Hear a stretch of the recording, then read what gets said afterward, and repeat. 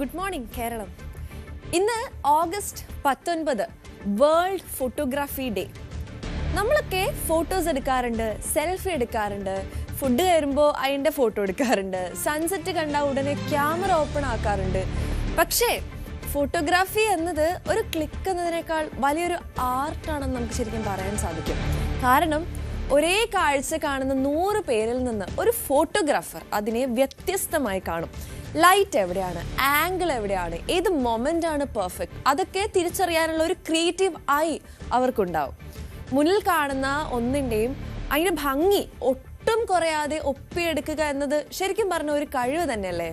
ഒരു നല്ല ഫോട്ടോഗ്രാഫ് ചിലപ്പോൾ ഒരു കഥ പറയും, ഒരു ഇമോഷൻ ഉണ്ടാക്കും, ചിലപ്പോൾ ഒരു കാലഘട്ടത്തെ തന്നെ ഓർമ്മിപ്പിച്ചേക്കാം. മഹേഷിന്റെ പ്രതികാരം സിനിമയിൽ അപ്പൻ പറയുന്നൊരു ഡയലോഗുണ്ട്, ഭയങ്കര ബ്യൂട്ടിഫുൾ ആയിട്ടുള്ള ഒരു ഡയലോഗുണ്ട്. അതിങ്ങനെയാണ്: photography cannot be taught but it can be learned. ശരിക്കും ഫോട്ടോഗ്രാഫിയുടെ ബ്യൂട്ടിയും അത് തന്നെയാണ്. ക്യാമറ എങ്ങനെ ഓപ്പറേറ്റ് ചെയ്യണമെന്ന് നമുക്ക് പഠിപ്പിക്കാൻ സാധിക്കും, പക്ഷേ ഒരു നല്ല ഫ്രെയിം കാണാനുള്ള കണ്ണും ഒരു മൊമെന്റ് ക്യാപ്ചർ ചെയ്യാനുള്ള ക്രിയേറ്റിവിറ്റിയും ഒക്കെ ഓരോരുത്തരും സ്വയം കണ്ടെത്തേണ്ടതാണ്. പക്ഷെ ഇന്നത്തെ കാലത്ത് ഒരു വലിയ ക്യാമറ ഇല്ലെങ്കിലും നമ്മളിൽ എല്ലാവരിലും ഒരു ഫോട്ടോഗ്രാഫർ ഉണ്ട്. കാരണം നല്ല ഫോട്ടോഗ്രാഫ് ഉണ്ടാക്കുന്നത് ക്യാമറയല്ല, ക്യാമറയ്ക്ക് പിന്നിലുള്ള കണ്ണും ഇമാജിനേഷനുമാണ്. സോ ഇന്ന് തൊട്ട് ഒരു ഫോട്ടോ എടുക്കുമ്പോൾ ഞാൻ എന്താണ് കാണുന്നത് എന്നതിലുപരി മറ്റുള്ളവർക്ക് ഞാൻ എന്താണ് കാണിച്ചു കൊടുക്കാൻ പോകുന്നത് എന്ന് ചിന്തിക്കാം. ചിലപ്പോഴൊക്കെ 1000 വാക്കുകൾക്ക് പറയാൻ കഴിയാത്തത് ഒരു ചിത്രം പറഞ്ഞു തരും. നിങ്ങളുടെ ഫോട്ടോഗ്രാഫർ ഫ്രണ്ടിന് ഓടിപ്പോയിട്ട് ഫോട്ടോഗ്രാഫി ഡേന്റെ വിഷസൊക്കെ കൊടുത്തോളൂ കേട്ടോ. ഓണക്കാലമാണ്, ഓണത്തിരക്കുകളാണ് എല്ലായിടത്തും. ഓണാഘോഷമൊക്കെ പലയിടങ്ങളിലും തുടങ്ങിക്കഴിഞ്ഞു. അതുമായി ബന്ധപ്പെട്ട ഒരുപാട് വാർത്തകൾ നമ്മളെ കാത്തിരിക്കുന്നുണ്ട്. ഒപ്പം ഇന്നലെ നമ്മളെ ഞെട്ടിച്ചുകൊണ്ട് പുറത്തു വന്ന ഹരിപ്പാട് നടന്ന കൊലപാതകത്തിന്റെ കൂടുതൽ വിവരങ്ങളൊക്കെ നമുക്കിന്ന് അറിയാനുണ്ട്. ഇന്നലെ വൈകിട്ട് ജില്ലാ സൂപ്രണ്ട് വാർത്താ സമ്മേളനം നടത്തിയിരുന്നു ഇതുമായി ബന്ധപ്പെട്ട്. അതേപോലെ തന്നെ കോൺഗ്രസ് വർക്കിംഗ് കമ്മിറ്റി യോഗം ഇന്ന് ഡൽഹിയിൽ ചേരുകയാണ്. KPCC അധ്യക്ഷൻ ആരാവും എന്നുള്ള ചോദ്യമൊക്കെ നമ്മൾ ഒരുപാട് നാളുകളായിട്ട് ഉറ്റുനോക്കുകയാണ്. അതുപോലെ നാടകീയ രംഗങ്ങൾ നടന്നു വരുന്ന പാലാ നഗരസഭയിൽ ഇന്ന് വീണ്ടും തെരഞ്ഞെടുപ്പ് നടക്കുകയാണ്. അങ്ങനെ ഒരുപാട് വാർത്തകളും വിശേഷങ്ങളൊക്കെ നമുക്കൊന്ന് അറിയാനുണ്ട്. അച്ചാൻസ് ഗോൾഡ് പ്രസൻസ് ന്യൂസ് മോർണിംഗിലേക്ക് എൻ്റെ എല്ലാ പ്രിയ പ്രേക്ഷകർക്കും സ്വാഗതം. ആദ്യം നോക്കാം തലക്കെട്ടുകൾ.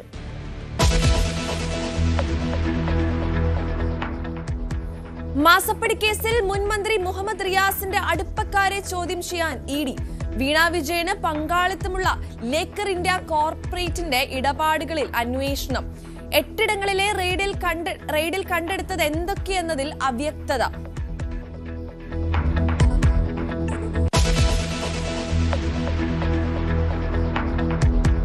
പാലാ നഗരസഭയിൽ വീണ്ടും ചെയർപേഴ്സൺ തെരഞ്ഞെടുപ്പ്. കോൺഗ്രസ് വിമത മായ രാഹുൽ അധ്യക്ഷയായേക്കും. ഇടത് കൗൺസിലർമാരും കോൺഗ്രസ് വിമതരും പിന്തുണയ്ക്കുമെന്ന് മായ. തെരഞ്ഞെടുപ്പ് രാവിലെ 10-ന്.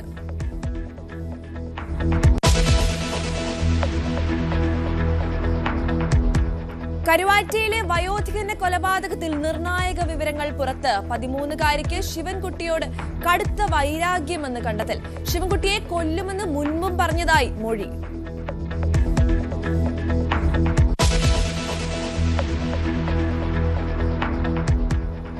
ആത്മഹത്യാ പ്രേരണ കേസ് കുറ്റത്തിന് Marthandam Bethlehem nursing college principal അറസ്റ്റിൽ. ഷീജയെ അറസ്റ്റ് ചെയ്തത് തമിഴ്നാട് സ്പെഷ്യൽ പോലീസ് ടീം. വിദ്യാർത്ഥിയുടെ മരണത്തിലെ പ്രതിഷേധത്തിനിടെ കോതമംഗലം MA കോളേജിൽ ഇന്ന് ക്ലാസുകൾ തുടങ്ങും. ആഭ്യന്തര അന്വേഷണ സമിതിയെ പ്രഖ്യാപിച്ചേക്കും.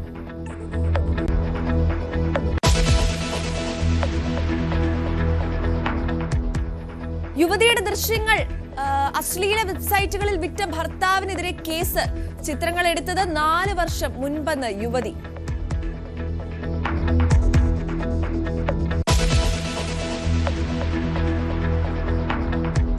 കേരള തമിഴ്നാട് തീരങ്ങളിൽ കള്ളക്കടൽ ജാഗ്രതാ നിർദ്ദേശം. ശക്തമായ തിരമാലയ്ക്ക് സാധ്യത. അപകട മേഖലകളിൽ നിന്ന് ആളുകൾ മാറി താമസിക്കണമെന്ന നിർദ്ദേശം. നവംബറിൽ അത്യുഷ്ണമെന്ന കാലാവസ്ഥാ വകുപ്പ്.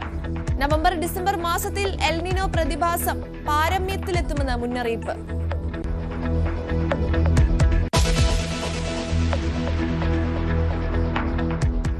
അച്ചാൻസ് ഗോൾഡ് പ്രസൻസ് ന്യൂസ് മോർണിംഗിൽ ഇനി വാർത്തകൾ വിശദമായി. CMRL എക്സാലോജിക് മാസപ്പടി കേസിൽ മുഹമ്മദ് റിയാസിന്റെ അടുപ്പക്കാരിലേക്കും അന്വേഷണം വ്യാപിപ്പിച്ച് എൻഫോഴ്സ്മെന്റ് ഡയറക്ടറേറ്റ്. കോഴിക്കോട് 8 ഇടങ്ങളിൽ ED റെയ്ഡ് നടത്തി. CPIM ജില്ലാ സെക്രട്ടേറിയറ്റ് അംഗം പി നിഖിലിന്റെ ഫ്ളാറ്റിൽ ഉൾപ്പെടെയാണ് മണിക്കൂറുകൾ നീണ്ട റെയ്ഡ് നടത്തിയത്. റെയ്ഡിൽ നിന്നും കണ്ടെത്തിയ തെളിവുകളെക്കുറിച്ച് ED വ്യക്തത വരുത്തിയിട്ടില്ല. കൂടുതൽ വിശദാംശങ്ങളുമായി MS അനീഷ് കുമാറാണ് നമ്മളുമായി ചേരുന്നത്. അനീഷ്, ED ഈ കേസിൽ ഒരു വല വിരിച്ചിരിക്കുകയാണ് എന്ന് നമുക്ക് വേണമെങ്കിൽ പറയാൻ സാധിക്കും. കാരണം വീണയുടെ ജീവിത പങ്കാളിയുടെ സുഹൃത്തുക്കളിലേക്ക് പോലും ഇപ്പോൾ അന്വേഷണം എത്തുന്നു. EDയുടെ ഭാഗത്തു നിന്ന് അവരെന്താണ് കണ്ടെത്തിയത് എന്നതിന് ഉള്ളതിൽ അവ്യക്തതയുണ്ട്. എന്താണ് കൂടുതൽ വിവരങ്ങൾ അനീഷ്?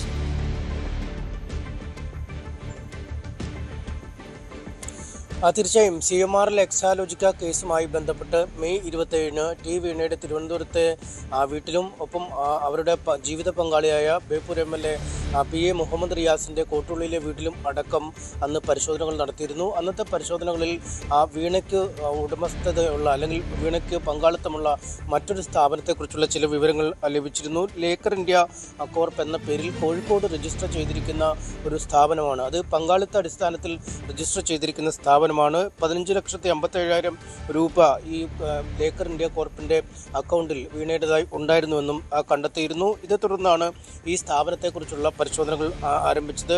കോഴിക്കോട് പന്തീരാങ്കാവിലെ ഒരു വിലാസത്തിലാണ് ഈ സ്ഥാപനം രജിസ്റ്റർ ചെയ്തിരിക്കുന്നത്. ഇതൊരു വെയർഹൗസ്, ഹോൾസെയിൽ, റീറ്റെയിൽ, ഡീലർഷിപ്പ് തുടങ്ങി അങ്ങനെ ഒരു വിൽപ്പനയുമായി ബന്ധപ്പെട്ട ഒരു സ്ഥാപനം, ബിസിനസ് സ്ഥാപനം എന്ന രീതിയിലാണ് രജിസ്റ്റർ ചെയ്യപ്പെട്ടിരുന്നത്. എന്നാൽ ഈ സ്ഥാപനത്തിന്റെ കീഴിൽ ഈ മെഡിക്കൽ എക്യുപ്മെന്റ്സുകൾ ആണ് വിതരണം അല്ലെങ്കിൽ പ്രധാന ഇടപാടുകൾ നടത്തിയതെന്ന് കണ്ടെത്തുകയും ചെയ്തിരുന്നു. ഇതേ തുടർന്നാണ് ഈ കോഴിക്കോട് നഗരത്തിലെ തന്നെ ചില ഇത്തരം ബിസിനസ് ഇടപാടുകൾ നടത്തുന്നവരിലേക്ക് അന്വേഷണം നീങ്ങിയത്. ഒപ്പം CPMന്റെ കോഴിക്കോട് ജില്ലാ സെക്രട്ടറി അംഗമായ നിഖിലിന്റെ പേരും ഈ വീണയുടെ വീട്ടിൽ നിന്ന് ലഭിച്ച ചില അക്കൗണ്ട് വിശദാംശങ്ങളിലും ഡയറിയിലും രേഖപ്പെടുത്തിയിട്ടുണ്ട് എന്നാണ് EDയിൽ നിന്നും പ്രാഥമികമായി വിവരങ്ങൾ ലഭിച്ചത്. ഇതിന്റെ അടിസ്ഥാനത്തിലാണ് ഇന്നലെ രാവിലെ മുതൽ പുലർച്ചെ മുതൽ രാത്രി വരെ നീളുന്ന റെയ്ഡ് നടത്തിയത്. ഇതിലേറ്റവും പ്രധാനം പി നിഖിലിൻ്റെ വീട്ടിലെ റെയ്ഡ് തന്നെയാണ്. അദ്ദേഹം CPMന്റെ ജില്ലാ സെക്രട്ടേറിയറ്റ് അംഗമാണ്. ഒപ്പം DYFയുടെ പ്രധാനപ്പെട്ട നേതാവായിരുന്നു. സ്പോർട്സ് കൗൺസിലിൻ്റെ പ്രസിഡന്റായിരുന്നു. ഒപ്പം ഈ PA മുഹമ്മദ് റിയാസിൻ്റെ ഏറ്റവും അടുത്ത സുഹൃത്ത്, സഹപ്രവർത്തകർ എന്നൊക്കെ പറയാൻ കഴിയുന്ന ഒരാളാണ്.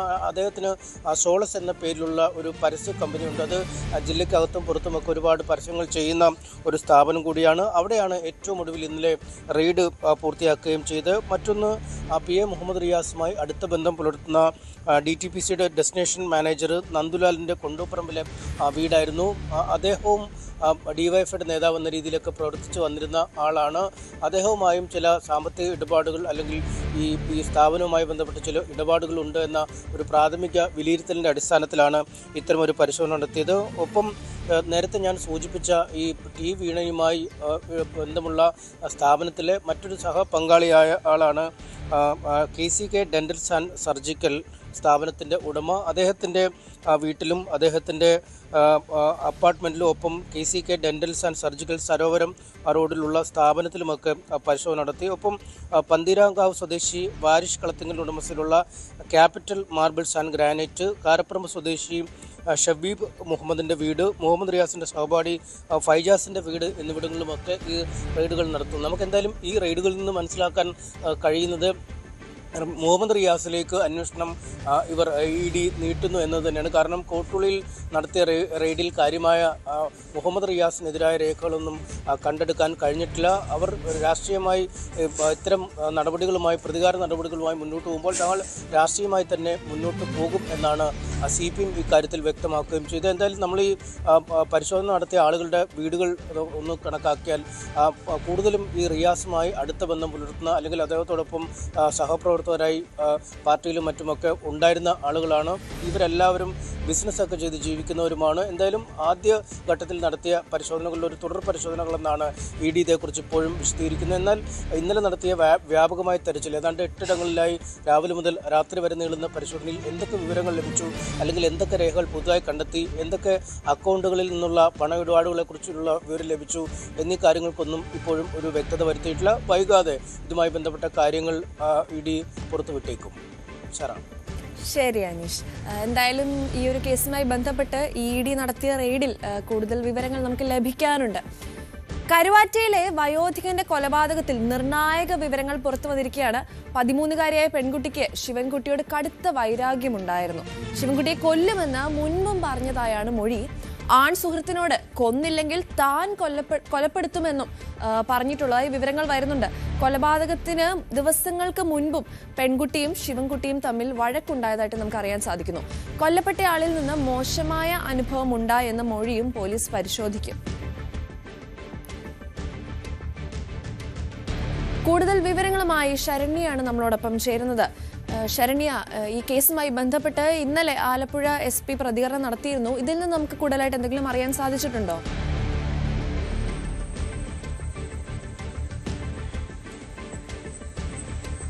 കരുവാറ്റയിലെ കേരളത്തെ ആകെ ഞെട്ടിച്ച കൊലപാതകവുമായി ബന്ധപ്പെട്ട നിർണായക വിവരങ്ങളാണ് ന്യൂസ് 18 ഇപ്പോൾ ലഭ്യമായിട്ടുള്ളത്. അതിലേറ്റവും പ്രധാനപ്പെട്ടത് ഈ കുട്ടിക്ക് ഈ കൊല്ലപ്പെട്ട ആളുമായി അടുത്ത ബന്ധുവാണ് കുട്ടിയുടെ ഈ കൊല്ലപ്പെട്ടയാൾ. ആ വ്യക്തിയുമായി കടുത്ത വൈരാഗ്യമുണ്ടായിരുന്നു എന്നുള്ളത് പോലീസിന് ഏറെക്കുറെ ബോധ്യപ്പെട്ടിട്ടുണ്ട്.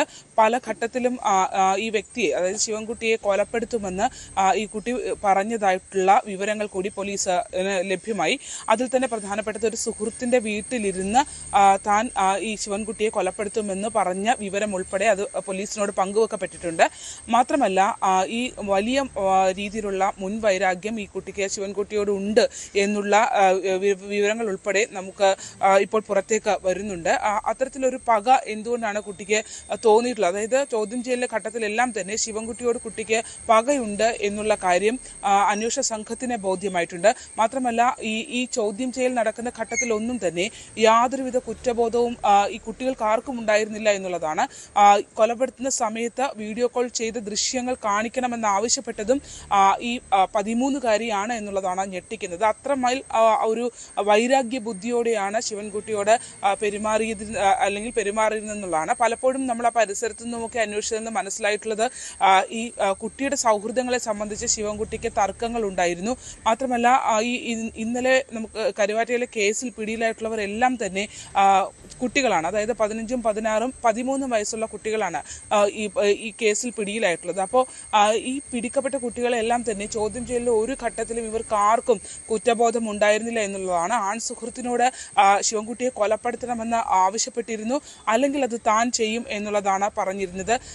ഈ വീഡിയോ കോൾ ചെയ്ത്, അതായത് കൊലപ്പെടുത്തുന്ന ദൃശ്യങ്ങൾ വീഡിയോ കോൾ ചെയ്ത് കാണിച്ചതുൾപ്പെടെയുള്ള കാര്യങ്ങളിൽ ഒരു കൃത്യമായ ഒരു പകയിലേക്ക് കാര്യങ്ങൾ പോകുന്നുണ്ട് എന്നുള്ളതാണ് ബോധ്യപ്പെടുന്നത്. മോഷണത്തോടൊപ്പം, അതായത് ഒരു മോഷണ ശ്രമം മാത്രമല്ല, മോഷണത്തോടൊപ്പം തന്നെ കരുതിക്കുട്ടിയുള്ള കൊലപാതകം, അത് മുൻവൈരാഗ്യത്തിന്റെ അടിസ്ഥാനത്തിൽ എന്നുള്ള രീതിയിലേക്ക് സൂചനകൾ നൽകുന്ന രീതിയിലേക്കാണ് കാര്യങ്ങൾ വരുന്നത്.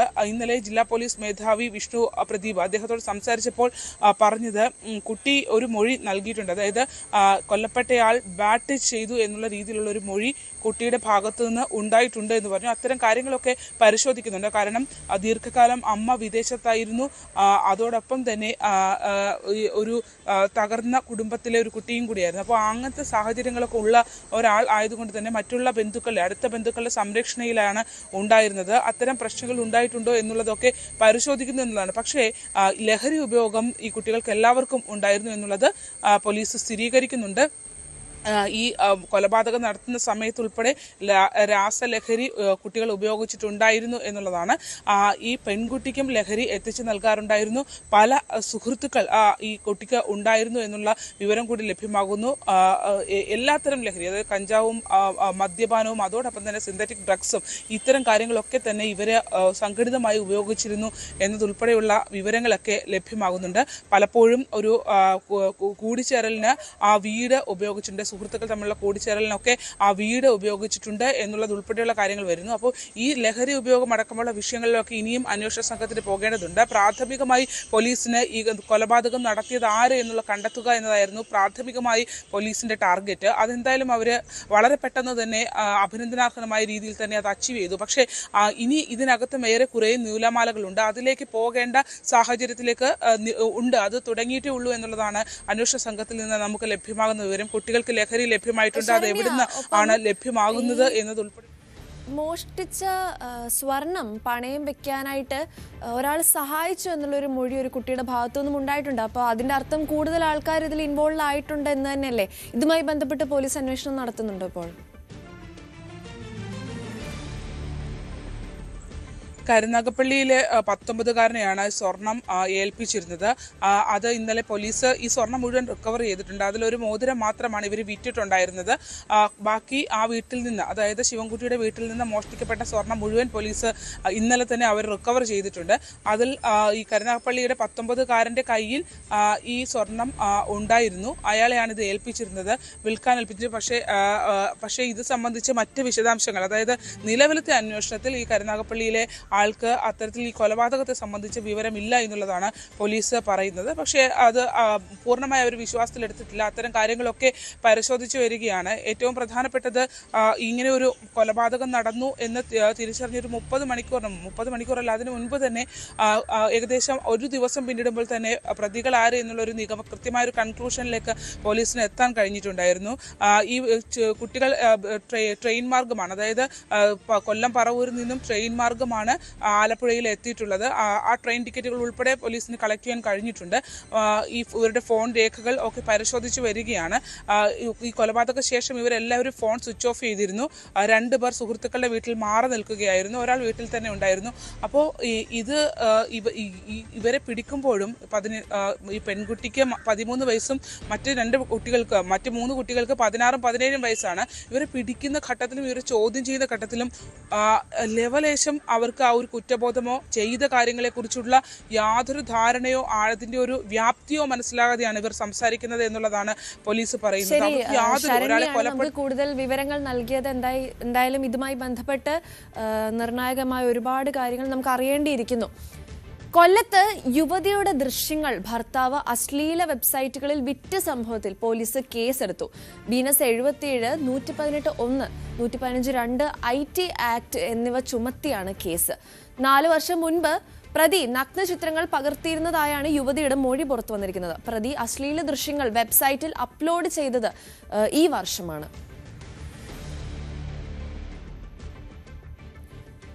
വിനേഷ് ആണ് നമ്മളുമായി ചേരുന്നത്. വിനേഷ്, എന്തൊക്കെയാണ് ഇതുമായി ബന്ധപ്പെട്ടുള്ള ഇപ്പോൾ ലഭിക്കുന്ന വിവരങ്ങൾ? Good morning. ഈ സംഭവവുമായി ബന്ധപ്പെട്ട് കഴിഞ്ഞ ദിവസമാണ് കേസെടുത്തത്. കുട്ടിയം പോലീസാണ് കേസ് രജിസ്റ്റർ ചെയ്തിരിക്കുന്നതും. അതുപോലെ തന്നെ സ്ത്രീയുടെ സ്വകാര്യ ദൃശ്യങ്ങൾ പകർത്തുക, പിന്നീട് അത് പ്രചരിപ്പിക്കുക തുടങ്ങിയ വകുപ്പുകൾ പ്രകാരമാണ് ഇപ്പോൾ കേസെടുത്തിരിക്കുന്നത്. അതുപോലെ തന്നെ ഭാര്യയെ മർദ്ദിച്ചെന്നൊരു പരാതി ഉണ്ടായിരുന്നു. ഈ പരാതിയിലും അശ്ലീല ദൃശ്യങ്ങൾ സമ്മതമില്ലാതെ പ്രസിദ്ധപ്പെടുത്തിയതിനും IT ആക്ട് പ്രകാരവും കേസ് രജിസ്റ്റർ ചെയ്തിട്ടുണ്ട്. സൂചിപ്പിച്ചതുപോലെ തന്നെ 2022 മുതൽ ഭാര്യയുടെ സ്വകാര്യ നഗ്ന ദൃശ്യങ്ങൾ ഇയാൾ പകർത്തിയിരുന്നതായാണ് പരാതിയിൽ പറയുന്നത്. ഈ വർഷമാണ് ദൃശ്യങ്ങൾ അശ്ലീല വെബ്സൈറ്റുകളിൽ അപ്ലോഡ് ചെയ്യുകയും അത് വിൽപ്പന നടത്തിയതായുമാണ് ഈ യുവതി പരാതിയിൽ പറയുന്നത്. അതുപോലെ തന്നെ തനിക്ക് കാണാനെന്ന പേരിലാണ് ഭർത്താവ് ആദ്യം ദൃശ്യങ്ങൾ പകർത്തിയതെന്നാണ് യുവതി മൊഴി നൽകിയിരിക്കുന്നത്. അപ്പോ ഈ വിദേശത്ത് നിന്ന് ഇവർ നാട്ടിലെത്തിയ ശേഷം ഭർത്താവിന്റെ പെരുമാറ്റവും ലൈംഗിക വൈകൃതങ്ങളും ഈ യുവതി ചോദ്യം ചെയ്തിരുന്നു. അപ്പോൾ തുടർന്നാണ് ഇത് വലിയൊരു മർദ്ദനത്തിലേക്ക് കലാശിച്ചത്. നമുക്കറിയാം, കഴിഞ്ഞ ദിവസമാണ് ഇവർ കൗൺസിലിങ്ങിനടക്കം കൊണ്ടുപോയിരുന്നു. 2 തവണ കൗൺസിലിങ്ങിന് ഭർത്താവിനെ കൊണ്ടുപോയി. അപ്പോൾ ഇതിൽ നിന്നെല്ലാം ഇയാളുടെ ഒരു മനംമാറ്റം ഉണ്ടായി, നല്ലൊരു ജീവിതത്തിലേക്ക് മടക്കി കൊണ്ടുവരാം എന്നൊക്കെ ഇവർ കരുതിയിരുന്നു എന്നാണ് പറയുന്നത്. 3ാം തവണയും കൗൺസിലിങ്ങിനായിട്ട് നിർബന്ധിച്ചപ്പോഴാണ് ഇത്തരത്തിലുള്ള ഒരു മർദ്ദനത്തിലേക്ക് അത് കലാശിച്ചത്. മറ്റൊരു കാര്യം കൂടി സൂചിപ്പിക്കാനുള്ളത്, കുട്ടിയുടെ മുന്നിൽ വെച്ച് പോലും ലൈംഗിക വൈകൃതം നടത്തിയതായാണ് യുവതിയുടെ മൊഴി പറയുന്നത്. അതുപോലെ തന്നെ ഗുരുതരമായ മറ്റൊരു ആരോപണവും കൂടി ഇവർ പറയുന്നുണ്ട്. ഭർത്താവിന് ഈ പങ്കാളികളെ കൈമാറുന്ന ഓൺലൈൻ ഗ്രൂപ്പുകളുമായി ബന്ധമുണ്ടായിരുന്നു, അപ്പോൾ തന്നെ അതിന് നിർബന്ധിച്ചിരുന്നു എന്നും പറയുന്നുണ്ട്. ഈ മൊഴിയെല്ലാം പോലീസ് വളരെ ഗൗരവത്തോടെ തന്നെയാണ് കാണുന്നത്. അപ്പോൾ എന്തായാലും ഈ മർദ്ദനത്തിൽ ഇവർക്ക് നല്ല പരിക്കേറ്റുണ്ടായിരുന്നു. അപ്പോൾ ഇപ്പോഴും തന്നെ അവർ ചികിത്സയെ തുടർന്ന സാഹചര്യമാണ് ഉള്ളത്. അപ്പോൾ ഇവരുടെ ഈ ഒരു പരാതിക്ക് പിന്നാലെ കഴിഞ്ഞ ദിവസമാണ് കുട്ടിയം പോലീസ് കേസ് രജിസ്റ്റർ ചെയ്ത് അന്വേഷണം ആരംഭിച്ചിരിക്കുന്നത്. ഈ ഭർത്താവ് ഇപ്പോഴും ഒളിവിൽ കഴിയുന്ന സാഹചര്യമാണ് ഉള്ളത്. ശരി, വിനീഷ് ആണ് വാർത്തയുടെ കൂടുതൽ വിശദാംശങ്ങൾ നൽകിയത്. മാർത്താണ്ഡത്തെ കരിങ്കൽ ബെത്ലഹേം നഴ്സിംഗ് കോളേജിൽ നെയ്യാറ്റിങ്കര സ്വദേശിനി അൻസിജി ജീവനൊടുക്കിയ സംഭവത്തിൽ കോളേജ് പ്രിൻസിപ്പൽ ഷീജ അറസ്റ്റിൽ. ഹുസൂറിൽ നിന്ന് തമിഴ്നാട് സ്പെഷ്യൽ ടീമാണ് ഇവരെ പിടികൂടിയത്. ആത്മഹത്യാ പ്രേരണ കുറ്റം ചുമത്തിയാണ് പ്രിൻസിപ്പാളിനെ അറസ്റ്റ് ചെയ്തത്. കൂടുതൽ വിവരങ്ങളുമായി അരുൺ മോഹനാണ് നമ്മളോടൊപ്പം ചേരുന്നത്. അരുൺ, ഈ കേസുമായി ബന്ധപ്പെട്ട് കോളേജ് പ്രിൻസിപ്പൽ ഒളിവിലായിരുന്നു. ഇന്നലെ വൈകുന്നേരമാണ് കണ്ടെത്താൻ സാധിച്ചത്. മാനസികമായി പീഡനം ചെയ്തു എന്നതിനെ ചൊല്ലിയാണ് ഈ കുട്ടി ആത്മഹത്യ ചെയ്തതെന്നാണ് നമുക്ക് ലഭിക്കുന്ന വിവരങ്ങൾ. ഇതിലുള്ള തുടർ നടപടികൾ എന്തൊക്കെയായിരിക്കും അരുൺ? മാർത്താണ്ഡത്തെ ഈ പറയുന്ന കുട്ടിയുടെ മരണത്തെ തുടർന്ന് വളരെ കോളിളക്കം തന്നെയാണ് സൃഷ്ടിച്ചിരുന്നത്. കാരണം കുട്ടി നേരിട്ടത് മാനസികമായ പീഡനം, അധ്യാപകരിൽ നിന്നും അവിടെ ഉണ്ടായിരുന്ന ജീവനക്കാരിൽ നിന്നുണ്ടായിരുന്ന മാനസികമായ പീഡനമാണ് ഈ ഒരു മരണത്തിലേക്ക് കലാശിച്ചെന്നുള്ള ആരോപണം കുടുംബവും ഒപ്പം സഹപാഠികളും ഉയർത്തിയിരുന്ന ഒരു സാഹചര്യം ഉണ്ടായിരുന്നു. അതിനെ തുടർന്ന് നിരവധി സമരങ്ങൾ ഈ പറയുന്ന കോളേജിന്റെ മുന്നിൽ തന്നെ വിദ്യാർത്ഥികൾ നടത്തിയ ഒരു സാഹചര്യം കാണാൻ കഴിഞ്ഞു. അത് പോലീസ് മർദ്ദനം വരെ ഏറ്റുവാങ്ങേണ്ട ഒരു സാഹചര്യം കുട്ടികൾക്കുണ്ടായി. കഴിഞ്ഞ 15-ാം തീയതിയായിരുന്നു ഈ പറയുന്ന ഈ സംഭവങ്ങൾക്കൊക്കെ തുടക്കം. കുട്ടി കെട്ടിടത്തിന്റെ മുകളിൽ നിന്ന് ചാടി നിലയിൽ കാണുന്നതും ഒപ്പം തുടർന്ന് മരണത്തിന് കീഴടങ്ങുന്നതും. തുടർന്ന് നടത്തിയ സമരത്തിലായിരുന്നു പോലീസ് ഇവർക്കൊരു വാക്ക് നൽകുന്നു. ഇതിന് ആരോപണവിധേയരായ അധ്യാപകർക്കെതിരെ നടപടിയെടുക്കാമെന്ന ഉറപ്പിന്മേൽ ആയിരുന്നു കഴിഞ്ഞ ദിവസം സമരം അവസാനിപ്പിച്ചത്. ഈ പറയുന്ന കോളേജിലെ പ്രിൻസിപ്പൽ ഷീജയെയാണ് ഈ ഗുസൂറിൽ നിന്ന് ഈ പറയുന്ന സ്പെഷ്യൽ സംഘം പിടികൂടുന്നതും ഇവരിപ്പോൾ പോലീസ് കസ്റ്റഡിയിലാണ്. കൂടുതൽ ചോദ്യം ചെയ്തു വരുന്നു. പോലീസിൽ നിന്ന് നമുക്ക് മനസ്സിലാക്കാൻ കഴിയുന്നത് കൂടുതൽ മൊഴിയെടുത്തതിന് ശേഷം മറ്റ് പ്രതികളെ ഉൾപ്പെടുത്തുന്ന കാര്യം തീർച്ചയായും ചിന്തിക്കും.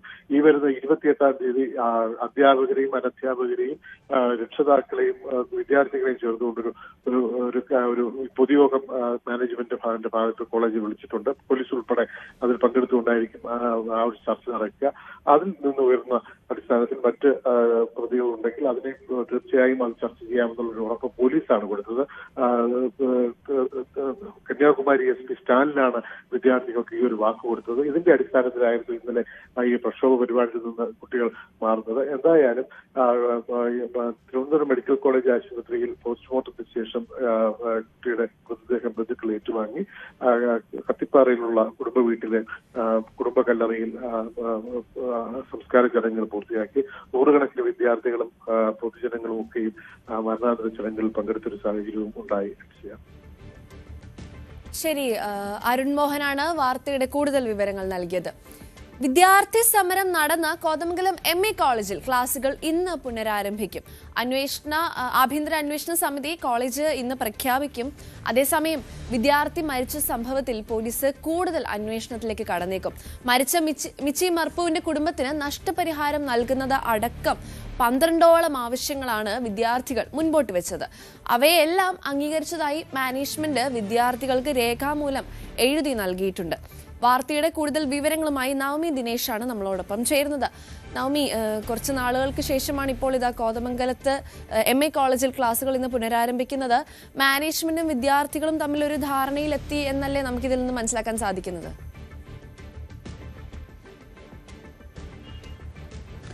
Good morning sir. കഴിഞ്ഞ 3 ദിവസമായി കോളേജിൽ വലിയ പ്രതിഷേധമായിരുന്നു, സമരമായിരുന്നു വിദ്യാർത്ഥികളുടെ ഭാഗത്തു നിന്നും ഉണ്ടായിരുന്നത്. അവർ 12 ആവശ്യങ്ങളാണ് മുന്നോട്ട് വെച്ചത്. അതിൽ ഈ മരിച്ച വിദ്യാർത്ഥിയായിട്ടുള്ള മിസി മർപ്പുവിൻ്റെ കുടുംബത്തിന്, അരുണാചൽ പ്രദേശ് സ്വദേശിയാണ്, കുടുംബത്തിന് നഷ്ടപരിഹാരം നൽകണമെന്നതടക്കമുള്ള കാര്യങ്ങളായിരുന്നു കഴിഞ്ഞ ദിവസങ്ങളിലൊക്കെ വിദ്യാർത്ഥികൾ പ്രധാനമായും ഉന്നയിച്ചത്. എന്തായാലും അതെല്ലാം അംഗീകരിക്കാൻ കോളേജ് തീരുമാനിച്ചിരിക്കുകയാണ്. പേപ്പറിൽ എഴുതി ഒപ്പിട്ട് നൽകിയിട്ടുണ്ട് വിദ്യാർത്ഥികൾ. ഈ പറഞ്ഞ ആവശ്യങ്ങളെല്ലാം തന്നെ അംഗീകരിക്കാമെന്ന്. 12 ആവശ്യങ്ങളാണ് വിദ്യാർത്ഥികൾ പ്രധാനമായും ഉന്നയിച്ചത്. അതിൽ 12ഉം തന്നെ അംഗീകരിച്ചിട്ടുണ്ട്. ഇതിൽ ഒരു ഒരു അന്വേഷണ സമിതിയെ ഏർപ്പെടുത്തും. അത് ആരൊക്കെയാണ് അതിൽ അംഗങ്ങൾ എന്നുള്ളതിൽ ഇന്ന് വ്യക്തത വരും. എന്തായാലും ഇന്നു മുതൽ ക്ലാസ് പുനരാരംഭിക്കുകയാണ്. വിദ്യാർത്ഥികളെല്ലാം തന്നെ ഇന്ന് ക്ലാസ്സിലേക്ക് എത്തുമെന്ന് ഉറപ്പും വിദ്യാർത്ഥികൾക്ക് നൽകുകയും ചെയ്തിട്ടുണ്ട്. ഒപ്പം ഈ അന്വേഷണ സമിതിയിൽ വിദ്യാർത്ഥികളെ കൂടി ഉൾപ്പെടുത്തണമെന്ന് പ്രിൻസിപ്പലിനോട് ആവശ്യപ്പെട്ടിരുന്നു. അതും അംഗീകരിച്ചിട്ടുണ്ട്. എന്തായാലും ഈ കമ്മിറ്റിയിൽ ആരൊക്കെയാണ് ഉണ്ടാകുന്നത്, ഈ അന്വേഷണത്തിൽ ആരൊക്കെയായിരിക്കും ഉണ്ടാകുക, അതിൽ വിദ്യാർത്ഥികളും ഉണ്ടാകും. ഒപ്പം പ്രിൻസിപ്പൽ ഈ അന്വേഷണ സമിതിയിൽ ഉണ്ടാകരുത് എന്ന് വിദ്യാർത്ഥികൾ ആവശ്യപ്പെട്ടിരുന്നു. എന്തായാലും പ്രിൻസിപ്പലിനെ ഒഴിവാക്കിയിട്ടുണ്ട്. പ്രിൻസിപ്പൽ ഈ അന്വേഷണവുമായി ബന്ധപ്പെട്ട് യാതൊരുവിധ ഇടപെടലും നടത്തില്ല എന്ന് ഉറപ്പ് നൽകിയിട്ടുണ്ട്. അതോടൊപ്പം തന്നെ സിവിൽ എഞ്ചിനീയറിംഗ് വിഭാഗത്തിലെ HODയും ഈ സമിതിയിൽ ഉണ്ടാകരുത്, KTO കോർഡിനേറ്ററിനെ ഇതിൽ നിന്ന് മാറ്റി നിർത്തണം എന്നീ ആവശ്യങ്ങളും വിദ്യാർത്ഥികൾ ഉന്നയിച്ചിട്ടുണ്ട്. അങ്ങനെ ഇവരെ മാറ്റി നിർത്തിക്കൊണ്ട് പുതിയൊരു അന്വേഷണ സമിതിയായിരിക്കും, അല്ലെങ്കിൽ ഇവരില്ലാത്ത വിദ്യാർത്ഥികളെ കൂടി ഉൾപ്പെടുത്തിയിട്ടുള്ളൊരു സമിതിയായിരിക്കും രൂപീകരിക്കുക. അവരായിരിക്കും ഇനി അന്വേഷണം നടത്തി ഒരാഴ്ചയ്ക്കുള്ളിൽ റിപ്പോർട്ട് സമർപ്പിക്കും. ആ റിപ്പോർട്ടിന്റെ അടിസ്ഥാനത്തിൽ കുറ്റാരോപിതരായിട്ടുള്ളവർക്കെതിരെ കടുത്ത നടപടി തന്നെ സ്വീകരിക്കുമെന്നാണ് മനസ്സിലാക്കുന്നത്. അങ്ങനെയാണ് ഇന്നലെ നടന്ന ചർച്ചയിലെ അവസാനമായി പറഞ്ഞു വെക്കുന്നതും. എന്തായാലും വിദ്യാർത്ഥികളെല്ലാം ഇക്കാര്യങ്ങൾ അംഗീകരിക്കുകയും ചെയ്തിട്ടുണ്ട്. ഏതായാലും വിദ്യാർത്ഥികളുടെ ഭാഗത്തു നിന്ന് വലിയൊരു പ്രതിഷേധം, ഇയർ ബാഗുമായി ബന്ധപ്പെട്ട് വലിയ മാനസിക സമ്മർദ്ദമാണ് ഈ ആത്മഹത്യ ചെയ്ത വിദ്യാർത്ഥി നേരിട്ടത് എന്നൊരു ആരോപണമാണ് വിദ്യാർത്ഥികൾ ഉന്നയിക്കുന്നത്. അതിന്റെ ഭാഗമായി വാർത്തയുടെ കൂടുതൽ വിവരങ്ങൾ നൽകിയത്. മഹാരാജാസ് കോളേജിലെ SFI നേതാവ് അഭിമന്യുവിനെ കൊലപ്പെടുത്തിയ കേസിൽ വിചാരണ നടപടികൾ ഇന്ന് തുടങ്ങും. എറണാകുളം പ്രിൻസിപ്പൽ സെഷൻസ് കോടതിയിലാണ് നടപടികൾ ഉണ്ടാവുക. കേസിൽ നേരത്തെ ആദ്യ 16 പ്രതികൾക്കെതിരെ കുറ്റം ചുമത്തിയിരുന്നു. വാർത്തയുടെ കൂടുതൽ വിവരങ്ങളുമായി നവമി ദിനേശ് തന്നെയാണ് നമ്മളോടൊപ്പം ചേരുന്നത്. നവമി, അഭിമന്യു കൊലക്കേസ് കേരളത്തെ ഒട്ടാകെ ഞെട്ടിച്ച ഒന്നായിരുന്നു. 2014 ഈ കൊലപാതകം നടക്കുന്നത്. ഇപ്പോൾ ഇത് എറണാകുളം സെഷൻസ് കോടതി കേസ് ഏറ്റെടുത്തിരിക്കുന്നു. വിചാരണ ഉടനെ ഉണ്ടാവുമെന്ന് നമുക്കറിയാൻ സാധിക്കുന്നത്. എന്തൊക്കെയായിരിക്കും തുടർ നടപടികൾ?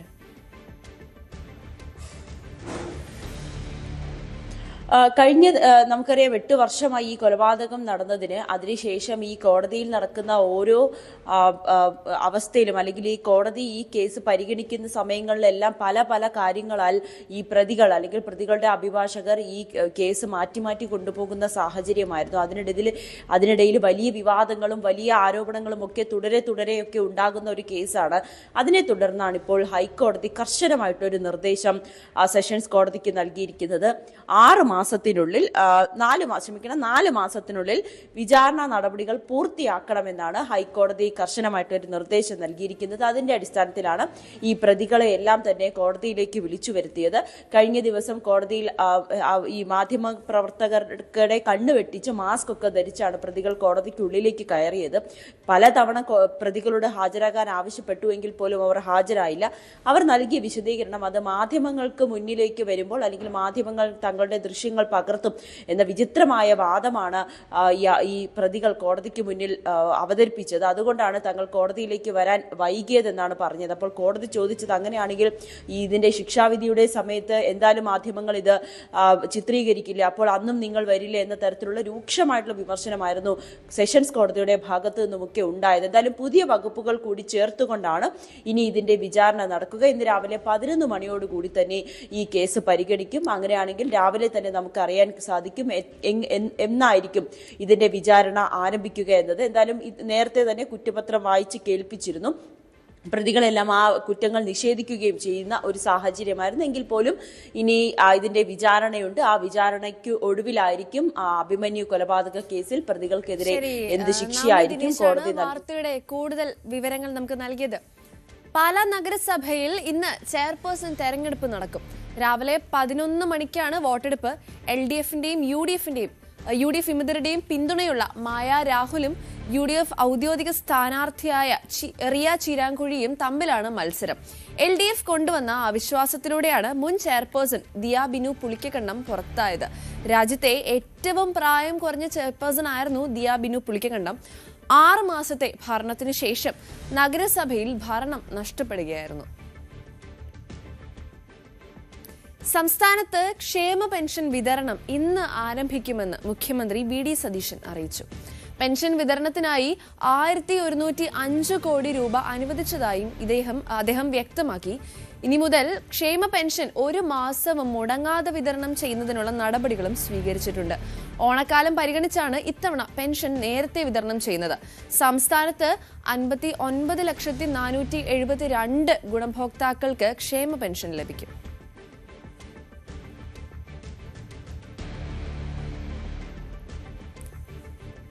ഒരു കോടി അടിച്ചു, പക്ഷേ കയ്യിൽ കിട്ടിയത് EMIയും കേസും.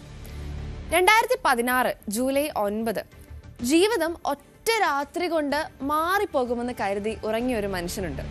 കാരണം കാരുണ്യ ഭാഗ്യക്കുറിയുടെ 1ാം സമ്മാനമായ 1 കോടി രൂപ അടിച്ചത് കോയ അരീക്കരയ്ക്കായിരുന്നു. പക്ഷേ കോയയുടെ ജീവിതത്തിൽ ട്വിസ്റ്റ് വന്നത് സിനിമയെ പോലും തോൽപ്പിക്കുന്ന രീതിയിലായിരുന്നു. ലോട്ടറി അടിച്ചു, വാർത്തകളിൽ നിറഞ്ഞു, ആളുകൾ അഭിനന്ദിച്ചു, സ്വപ്നങ്ങൾ ഒരുപാട് കണ്ടു. പക്ഷെ 1 കോടി മാത്രം എത്തിയില്ല. അതെ, കേൾക്കുമ്പോൾ ഒരു മീം പോലെയൊക്കെ തോന്നുമെങ്കിലും സംഭവം റിയൽ ആണ് കേട്ടോ. 2026 ആയിട്ടും ആ 1 കോടി ഇപ്പോഴും വഴിയിലാണ്. കോയ എന്നും ഓട്ടോ ഓടിച്ചാണ് ജീവിതം മുൻപോട്ട് കൊണ്ടുപോകുന്നത്. കോഴിക്കോട് മച്ചിക്കുളത്ത് ഒരു വാടക വീട്ടിലാണ് താമസം. ഏറ്റവും വലിയ ഐറണി എന്താണെന്നറിയാമോ? ലോട്ടറി അടിച്ച പണം കിട്ടാൻ പോലും മറ്റുള്ളവരിൽ നിന്ന് കടം വാങ്ങേണ്ടി വന്ന അവസ്ഥയായിരുന്നു അയാൾക്ക്.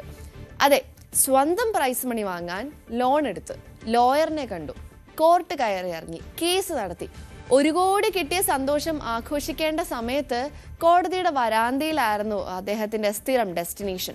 ഒരു ലോട്ടറി ടിക്കറ്റ് ജീവിതം മാറ്റുമെന്ന് കരുതി, പക്ഷെ മാറ്റിയത് അഡ്രസ്സല്ല, കോർട്ട് ഡേറ്റ്സ് ഒക്കെ ആയിരുന്നു. സത്യത്തില് ഇതൊരു ലോട്ടറിയുടെ സ്റ്റോറി മാത്രമല്ല, ഇത് പ്രതീക്ഷയുടെയും കാത്തിരിപ്പിന്റെയും ഒക്കെ കഥയാണ്. കാരണം 10 വർഷം കഴിഞ്ഞിട്ടും ഇന്ന് കിട്ടുമോ നാളെ കിട്ടുമോ എന്ന പ്രതീക്ഷയിൽ നിയമ പോരാട്ടം തുടർന്ന ഒരാളുടെ കഥയാണിത്. നമ്മൾ പലപ്പോഴും പറയാറുണ്ട് ലക്ക് വന്നാൽ ലൈഫ് സെറ്റാണെന്നൊക്കെ. പക്ഷേ കോയയുടെ ജീവിതം അല്ലെങ്കിൽ കോയയുടെ കഥ പറയുന്നത് മറ്റൊന്നാണ്. ലക്ക് വന്നാലും സിസ്റ്റം കോപ്പറേറ്റ് ചെയ്തില്ലെങ്കിൽ ലൈഫ് റീസെറ്റ് ആവാനും ഒന്നും അധിക സമയമൊന്നും വേണ്ട. 1 കോടി രൂപ ജീവിതം മാറ്റേണ്ടതായിരുന്നു. പക്ഷെ ഇവിടെ ആ 1 കോടി കിട്ടാൻ വേണ്ടി ജീവിതത്തിന്റെ ഒരു 10 വർഷമാണ് ചെലവായത് അദ്ദേഹത്തിന്. പ്ലോട്ട് ട്വിസ്റ്റ് കഴിഞ്ഞ് പ്ലോട്ട് ട്വിസ്റ്റ്. അവസാനം പ്രേക്ഷകർ ചോദിക്കുന്ന ഒരേ ഒരു ചോദ്യം, ആ 1 കോടി ഇനി എപ്പോഴാണ് കിട്ടുക? അതിനുള്ള ആൻസർ എൻ്റെ കയ്യിലില്ല കേട്ടോ. ഇനിയും ഒരുപാട് വാർത്തകളും വിശേഷങ്ങളും എല്ലാം നമ്മളെ കാത്തിരിക്കുന്നുണ്ട്. അച്ചാൻസ് ഗോൾഡ് പ്രസൻസ് ന്യൂസി മോർണിംഗ്.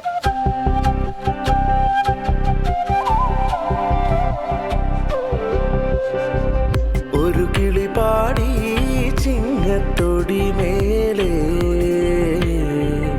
ആവണിയായി പൊന്മലയാളത്തിൻ തിരുനാടാ കതിർച്ചൂടി വയലാകെ പൂമൂടിച്ചെരിവാകെ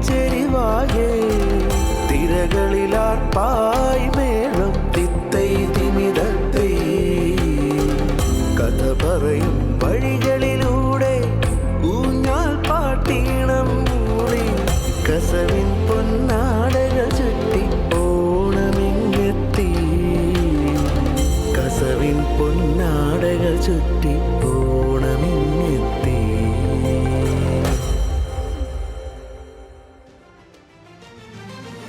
അങ്ങനെ ഓണത്തിന് നമുക്ക് പാടാൻ ന്യൂസ് 18ന്റെ ഓണപ്പാട്ടും റെഡിയായി. News 18 consulting editor Leen B Jesmas വരികൾ എഴുതി ശ്രീനേഷ് എൽ പ്രഭു ഈണമിട്ടതാണ് ഈ മനോഹരമായ ഗാനം. വിനീത് എസ്തപ്പാനാണ് ആലപിച്ചിരിക്കുന്നത്. ഇതിനൊരു പ്രത്യേകതയുണ്ട്. ഇത്രയും നേരം അത് സസ്പെൻസ് ആക്കി വെച്ചതാണ് ഞങ്ങളുടെ deputy creative director SA Abhilash Kumar Kattakada. പൂർണ്ണമായി AI ഉപയോഗിച്ചാണ് ഈ ഗാനത്തിന്റെ ദൃശ്യാവിഷ്കാരം നടത്തിയത് എന്നതാണ് ആ പ്രത്യേകത.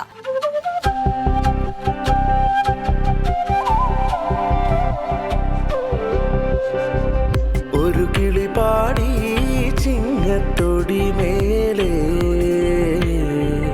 ആവണിയായി പൊന്മലയാളത്തിൻ തിരുനാടാ കതിർച്ചൂടി വയലാകെ പൂമൂടിച്ചെരിവാകെ തിരകളിലാർപ്പായി മേളം തിത്തൈ തിമിതത്തൈ കഥ പറയും വഴികളിലൂടെ ഊഞ്ഞാൽ പാട്ടീണം മൂളി കസവിൻ പൊന്നാടകൾ ചുറ്റി ഓണമിങ്ങെത്തി കസവിൻ പൊന്നാടകൾ ചുറ്റി ഓണമിങ്ങെത്തി.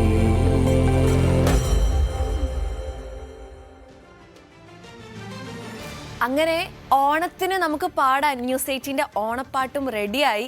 News 18 consulting editor Leen B Jesmas വരികൾ എഴുതി ശ്രീനേഷ് എൽ പ്രഭു ഈണമിട്ടതാണ് ഈ മനോഹരമായ ഗാനം. വിനീത് എസ്തപ്പാനാണ് ആലപിച്ചിരിക്കുന്നത്. ഇതിനൊരു പ്രത്യേകതയുണ്ട്. ഇത്രയും നേരം അത് സസ്പെൻസ് ആക്കി വെച്ചതാണ് ഞങ്ങളുടെ deputy creative director SA Abhilash Kumar Kattakada. പൂർണ്ണമായി AI ഉപയോഗിച്ചാണ് ഈ ഗാനത്തിന്റെ അച്ചാൻസ് ഗോൾഡ് പ്രസൻസ് ന്യൂസി മോർണിംഗിലേക്ക് എൻ്റെ എല്ലാ പ്രിയ പ്രേക്ഷകർക്കും വീണ്ടും സ്വാഗതം. ഓണം ഇങ്ങെത്തി.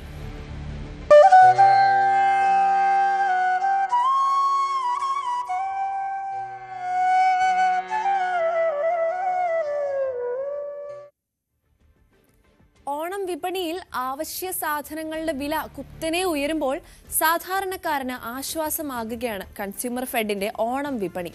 അരി, പഞ്ചസാര, പരിപ്പ്, വെളിച്ചെണ്ണ തുടങ്ങിയ ആവശ്യ ഇനങ്ങളെല്ലാം സബ്സിഡിയോടെ ഇവിടെ നിന്ന് ലഭിക്കും. സബ്സിഡി ഇനങ്ങൾ നിശ്ചിത അളവിൽ ഓണം ആഘോഷമാക്കുന്നതിന് ആവശ്യമായതെല്ലാം വാങ്ങിക്കുവാൻ 1000 രൂപയ്ക്ക് താഴെ മാത്രമേ കൺസ്യൂമർ ഫെഡ് ഷോപ്പിൽ ചിലവ് വരൂ. ഓണവിപണിയിൽ സാധനങ്ങൾക്കൊക്കെ പൊള്ളുന്ന വിലയാണെന്നാണ് പൊതുവെ ഉയരുന്നത്. എന്നാൽ ഈ വിലക്കയറ്റത്തെ നിയന്ത്രിക്കാൻ സർക്കാരിൻ്റെ സംവിധാനങ്ങൾ സജീവമായ രംഗത്തുണ്ട്. ഞാനുള്ളത് കൺസ്യൂമർ ഫെഡിൻ്റെ ഷോപ്പിലാണ്. ഇവിടെ ഇത്തവണയും സബ്സിഡി നിരക്കിലാണ് ഓണത്തിന് സാധനങ്ങൾ നൽകുന്നത്. നമ്മളിവിടെ മലപ്പുറത്താണുള്ളത്. നമ്മളിവിടെ വരുമ്പോൾ തന്നെ നമുക്കിവിടെ കാണാം കൺസ്യൂമർ ഫെഡിൻ്റെ ഓണം വിപണിയിലെ വില വിവരങ്ങൾ. ഇത് നിശ്ചിത ഇനങ്ങളാണ്, 13 ഇനങ്ങളാണ് സബ്സിഡി നിരക്കിൽ കൊടുക്കുന്നത്.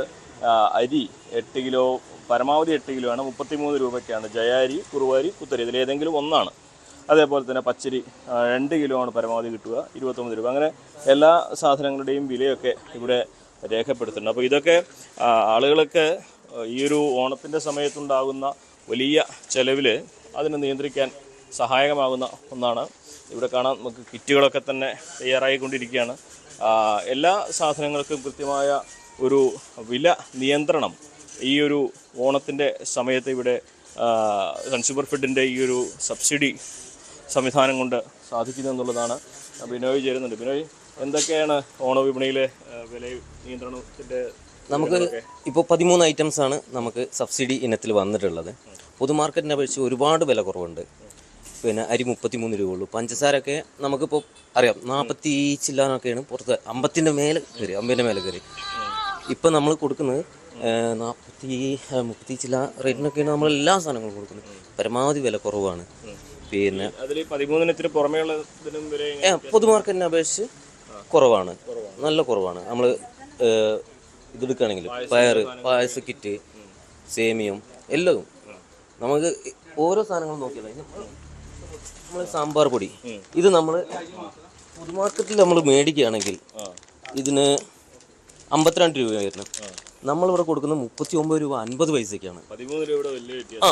അത്രയും മാറ്റങ്ങൾ വരുന്നുണ്ട്. ഇതൊന്നും ജനങ്ങൾ അറിയുന്നില്ല. എല്ലാവരും വലിയ വലിയ മാളുകൾക്ക് പോയിട്ട് അത് കാരണമാണ്. ഇതില് ഇപ്പൊ ഈ 13 ഇനങ്ങളുടെ കിറ്റിന് എത്ര രൂപയാണ് ആകെ വരിക? അത് 900 സംതിങ് വരുന്നുണ്ട്. 976 6 ഇഞ്ച് വരുന്നത്. അത് എങ്ങനെ അത് കൊടുക്കുന്നതിന്റെ എങ്ങനെയാണ്? നമ്മൾ റേഷൻ കാർഡ് വെച്ചിട്ടാണ് കൊടുക്കുന്നത്. അത് ഒരാൾക്ക് ഒരു തവണ വാങ്ങിക്കാൻ ഒരു തവണ 10 ദിവസം ഉണ്ട്. അതിന് പുറമെ ഈ ഇത്തരം കിറ്റുകളൊക്കെ എന്തൊക്കെയാണ്? അത് നമ്മൾ ഹരിത കർമ്മസേനക്കാർക്ക് കിറ്റുകൾ ഓർഡർ ചെയ്തപ്പോൾ അവർക്ക് വേണ്ടി നമ്മൾ ചെയ്തു കൊടുക്കുന്നതാണ്. പാക്ക് ചെയ്ത് അവരെ സ്ഥലത്ത് എത്തിച്ചു കൊടുക്കുന്നതാണ്. ഇങ്ങനെ ആളുകൾ ഓർഡർ ചെയ്യാറുണ്ട്? ഉണ്ട്, ഇഷ്ടംപോലെ. വലിയ കമ്പനികളൊക്കെ ആണെങ്കിൽ സ്റ്റാഫുകൾക്ക് വേണമെന്ന് നമ്മൾ കൊടുക്കാം. സബ്സിഡി നിരക്കിലാണ് കൊടുക്കുക. പൊതുമാർക്കറ്റിനെ അപേക്ഷിച്ച് കുറവായിരിക്കും. ഇത് സബ്സിഡി നിരക്കല്ലേ, പൊതുമാർക്കറ്റിനെ അപേക്ഷിച്ച് കുറവാണ് എല്ലാ ഐറ്റംസും. ഈ സാധാരണഗതിയിൽ ഓണത്തിൻ്റെ വില ഒക്കെ വലിയ പ്രശ്നമാണ്. പക്ഷേ എങ്ങനെയാണ് ഈ സബ്സിഡി നിരക്കിലുള്ളത് എത്രമാത്രം ഉപകാരപ്പെടുന്നുണ്ട്? നല്ല ഉപകാരം, സാധാരണ നല്ല ഉപകാരം തന്നെയാണ്. പുറത്തൊക്കെ വലിയ വിലയെന്നാണ് പറയുന്നത്. ഉണ്ടല്ലോ, സ്വാഭാവികം തന്നെയല്ലേ. സാധനങ്ങളൊക്കെ വാങ്ങിച്ചോ? ഇല്ല, വാങ്ങിയിരിക്കുന്നുള്ളൂ. ഒരു 1000 രൂപയ്ക്ക് ഓണാഘോഷിക്കാനുള്ളത് കിട്ടുന്നതാണ് പറയുന്നത്. അതെ, 1000 രൂപയാണ്. ഇങ്ങനെ ആളുകളുടെ ഭാഗത്ത് റെസ്പോൺസ് എങ്ങനെയുണ്ട്? നല്ല റെസ്പോൺസാണ്. എല്ലാ സാധനങ്ങളും ആളുകൾ വാങ്ങുന്നുണ്ട്. ഇപ്പോൾ പൊതുമാർക്കറ്റിൽ വില കൂടി നിൽക്കുന്ന സമയത്ത് ആയതുകൊണ്ട് തന്നെ ഇപ്പോൾ സാധാരണക്കാരെ ആളുകൾക്ക് ഉത്സവകാലത്ത് ഈ സാധനങ്ങൾ കൊടുക്കുന്നത് വളരെയധികം ഉപകാരപ്രദമാണ്. ഇപ്പോൾ പഞ്ചസാരക്ക് നമുക്ക് കൊടുക്കുന്ന റേറ്റ് റീറ്റെയിൽ 53 രൂപ എല്ലായിടത്ത് 34 രൂപ 65 പൈസ കൊടുക്കണം. വ്യത്യാസം. അപ്പോൾ ആളുകൾക്ക് കുറേ ഉപകാരമായി വരികയാണ്. പായസ കിറ്റൊക്കെ ഉൾപ്പെടുത്താറുണ്ട്. പായസ കിറ്റ്, അതെ, മാത്രം. ബാക്കി എല്ലാ സാധനങ്ങളും ഉൾപ്പെടുത്തിയിട്ടുണ്ട്. അതാണ് ഇതിൻ്റെ ഏറ്റവും പ്രധാനപ്പെട്ട ഒരു കാര്യം.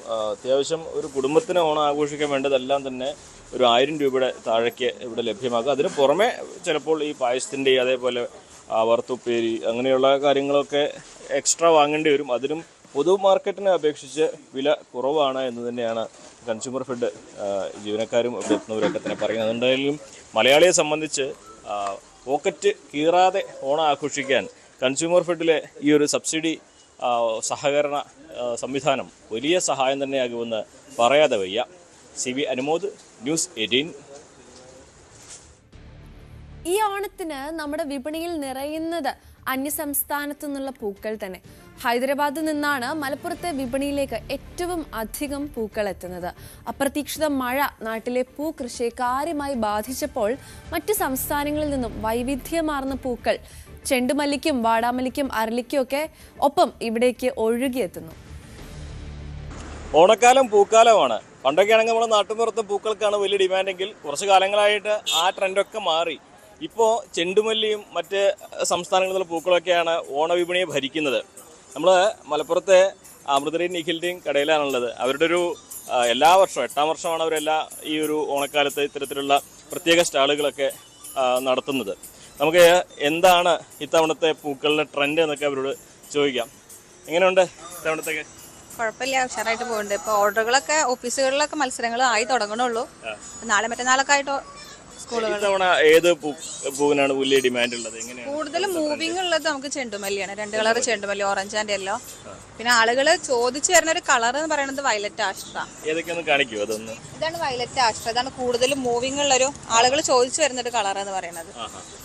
അതിന്റെ കളർ ചേഞ്ച് ഉണ്ടോ? അതിന്റെ കളർ ചേഞ്ച് ഉണ്ട്. അതിലൊരു ഡാർക്ക് പിങ്ക് ഷെയ്ഡും കൂടി വരുന്നുണ്ട്. ഇത് ഏതാ പൂ വരുന്നത്? അത് വയലറ്റ് ജമന്തി. വെള്ള ജമന്തി, വയലറ്റ് ജമന്തി. പിന്നെ നമുക്ക് ഈ പ്രാവശ്യം വന്നിട്ടുള്ള വേറൊരു കളറാണ് ചോക്ലേറ്റ് ജമന്തി. അതേപോലെ പനിനീറിന്റെ പനിനീർ. റോസിൽ തന്നെ നമുക്ക് ലൈറ്റ് റെഡും വരുന്നുണ്ട്, അതിന്റെ തന്നെ ഡാർക്ക് റെഡും വരുന്നുണ്ട്. പിന്നെ ചെണ്ടുമല്ലി. പിന്നെ നമുക്ക് കളർ തീമിനനുസരിച്ച് ഗ്രീൻ കളർ വേണ്ടിട്ട് നമ്മൾ ലീഫ് കൊടുക്കുന്നുണ്ട്. ഇത്തവണ എവിടുന്ന പൂക്കൾ കൂടുതൽ? നമുക്ക് ആന്ധ്ര ആ ഭാഗത്തുനിന്ന് വരുന്നുണ്ട്. ഓരോ ഫ്ലവേഴ്സ് നമുക്ക് ഓരോ സംസ്ഥാനത്താണ് വരുന്നത്. ചെണ്ടുമല്ലികളൊക്കെ നമുക്ക് ആന്ധ്ര ആ ഭാഗത്തുനിന്ന്, പിന്നെ അരളി കാര്യങ്ങളൊക്കെ സേലം, അങ്ങനെ പലതും പല സംസ്ഥാനം. ഇല്ല, ഗുണ്ടൽപേട്ടെന്ന് നമ്മൾ എടുക്കണില്ല. അവിടുത്തെ ഫ്ലവറിന്റെ ക്വാളിറ്റിക്ക് മാറ്റമുണ്ട്. നമ്മൾ എടുക്കുന്നത് ഹൈബ്രിഡ് പൂക്കളാണ് നമ്മൾ പ്രിഫർ ചെയ്യണത്. അപ്പൊ ഹൈബ്രിഡ് പൂക്കള് ഗുണ്ടൽപേട്ട ഇല്ല. അതുകൊണ്ട് ഇതൊക്കെ എത്ര ദിവസം വാടാതിരിക്കും? ചെണ്ടുമല്ലിയൊക്കെ 1 വീക്ക് എന്തായാലും കുഴപ്പമില്ലാതെ ഇരിക്കും. എല്ലാം 2-3 ദിവസം എന്തായാലും. നാട്ടില് പൂക്കൾ കുറവാണ് ഇത്തവണ. അതെ, നാട്ടിൽ പൂക്കൾ കുറവാണ്. അതുകൊണ്ട് തന്നെ നമുക്ക് മറ്റു സംസ്ഥാനങ്ങളെ ആശ്രയിക്കേണ്ട ഒരു ഗതി വരുന്നത്. കഴിഞ്ഞ വർഷമൊക്കെ നമ്മുടെ നാട്ടിൽ തന്നെ ഇഷ്ടംപോലെ ചെണ്ടുമല്ലി തോട്ടങ്ങളൊക്കെ. കഴിഞ്ഞ പ്രാവശ്യം നമുക്ക് നമ്മളെ ഈ ഭാഗത്ത് തന്നെ വേങ്ങര ആ ഭാഗത്തൊക്കെ ചെണ്ടുമല്ലി തോട്ടങ്ങൾ ഉണ്ടായിട്ടുണ്ടായിരുന്നു. പക്ഷെ ഇപ്രാവശ്യം പിന്നെ നമുക്ക് ഇതിന്റെ ഇടയിൽ മഴ കൂടി പെയ്തുകൊണ്ട് ആ പ്രളയം കൂടി വന്നുകൊണ്ട് അതെ ബാധിച്ചിട്ടുണ്ട്. എങ്ങനെയാ വിലയൊക്കെ തവണ കൂടിയിട്ടുണ്ടോ പൂക്കളുടെയൊക്കെ? വില കൂടിയിട്ടില്ല. ആ ഒരു കഴിഞ്ഞ വർഷത്തെ നോർമൽ. എങ്ങനെയൊക്കെ വിലകളൊന്നും പറയൂ ഓരോന്നിന്റെ വില? നമുക്ക് വരുന്നത് ചെണ്ടുമല്ലി 160 രൂപയാണ്. ഏറ്റവും റേറ്റ് കൂടുതലായിട്ടുള്ളത് വൈറ്റ് ജമന്തി. വൈറ്റിൽ തന്നെ നമുക്ക് 2 ഷെയ്ഡ് വരുന്നുണ്ട്. ഒന്ന് പ്യുവർ വൈറ്റും വരുന്നുണ്ട്, ഓഫ് വൈറ്റും വരുന്നുണ്ട്. ഓഫ് വൈറ്റിന് കിലോ 600 രൂപ, പ്യുവർ വൈറ്റ് 700 ആ ഒരു ലെവൽ. പിന്നെ ആഷ്ട്രയ്ക്ക് 600 രൂപ, ചോക്ലേറ്റ് ജമന്തി 400 രൂപ ആ ഒരു റേറ്റിലാണ്. Rose paneer rose 450, red rose 400, വാടാമല്ലി 200, അരളി 550. ഡെയിലി മാർക്കറ്റ് ആണ്. നമുക്ക് പ്രഡിക്ട് ചെയ്യാൻ ഓരോ ദിവസം കഴിയുന്നതോറും പൂവിന്റെ റേറ്റിൽ മാറ്റം. ഓണത്തിന്റെ അടുപ്പിക്കുമ്പോൾ ഓണത്തിന്റെ അടുപ്പിച്ച് ഉത്രാടത്തിന്റെ ആ സമയമൊക്കെ വരുമ്പോഴേക്ക് റേറ്റ് കൂടാനാണ് സാധ്യത. കിറ്റ് ആയിട്ട് കൊടുക്കുന്നുണ്ട്. കിറ്റ് നമ്മൾ 100 രൂപ മുതൽ കിറ്റ് സ്റ്റാർട്ടിംഗ് ആണ്.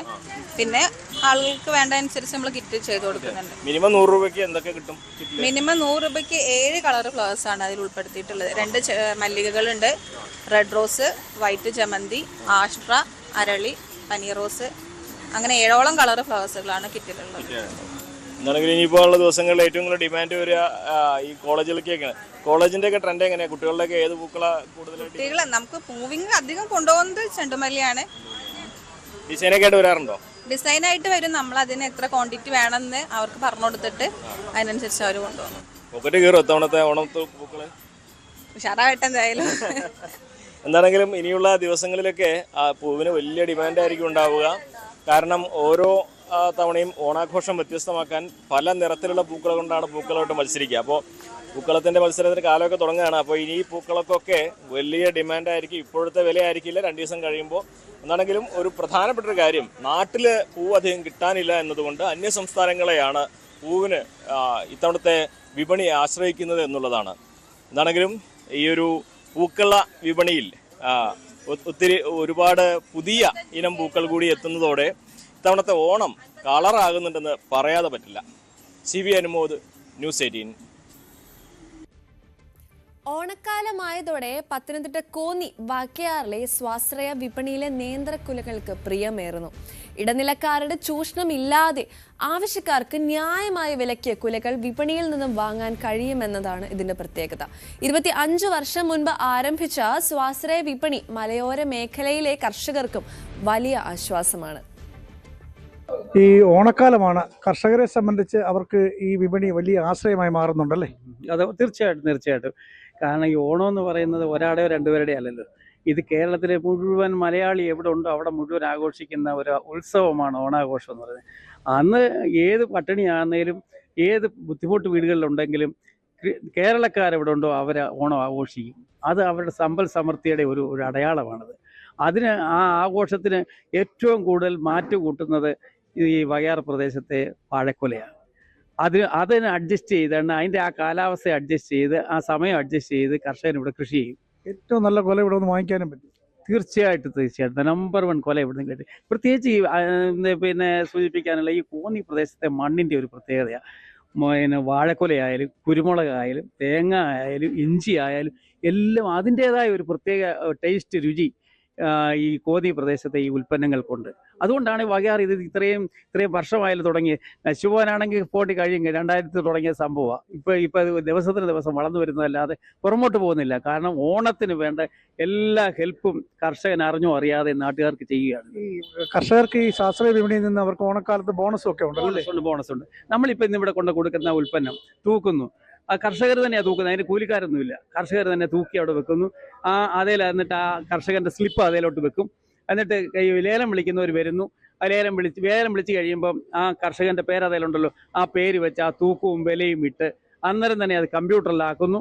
അത് പാസ്ബുക്കിൽ പതിക്കുന്ന രീതിയിൽ ആ ആളിന് അന്ന് തന്നെ പണം കിട്ടും. ഇല്ലെങ്കിൽ പിറ്റേ ചന്തയ്ക്ക് തന്നെ അവരുടെ ഇതിന്റെ ഉൽപ്പന്നത്തിന്റെ വില കർഷകർക്ക് എത്തിച്ചു കൊടുക്കുന്നു. അതുകൊണ്ടാണ് നമുക്ക് കർഷകന് പേടിക്കേണ്ട വിഷയമില്ല.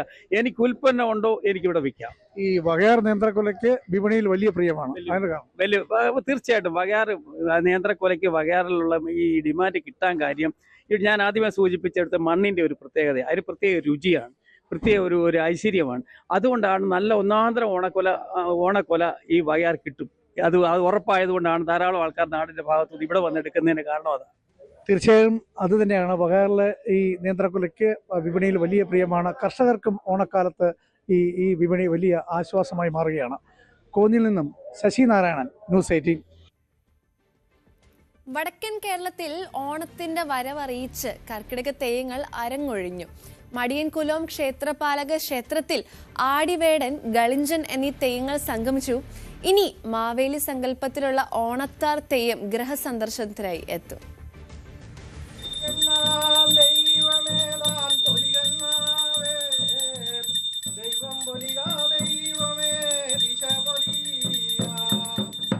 കർക്കടക തെയ്യങ്ങളുടെ സംഗമവേദിയായി മടിയൻകുലോം ക്ഷേത്രപാലക ക്ഷേത്രം.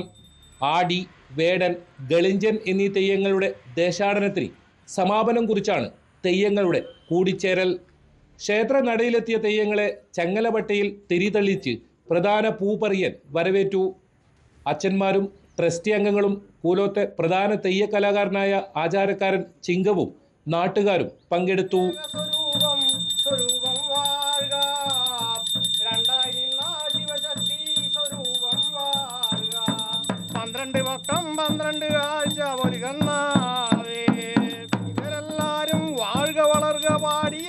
ഭണ്ണാരം കണ്ട് മഞ്ഞക്കുറി തൊട്ട് അധികാരിയോട് അനുവാദം വാങ്ങി തെയ്യങ്ങൾ ക്ഷേത്രനടയിൽ ഒന്നിച്ച് ചുവടുവെച്ചു. നൽക്കത്തായ വിഭാഗം കെട്ടിയാടുന്ന തെയ്യമായ ഗളിഞ്ചൻ ക്ഷേത്രത്തിന് പുറത്താണ് ആടിയത്. സംക്രമ ദിനത്തിൽ തെയ്യങ്ങൾ ക്ഷേത്രനടയിൽ ആടണമെന്നതാണ് ആചാരം.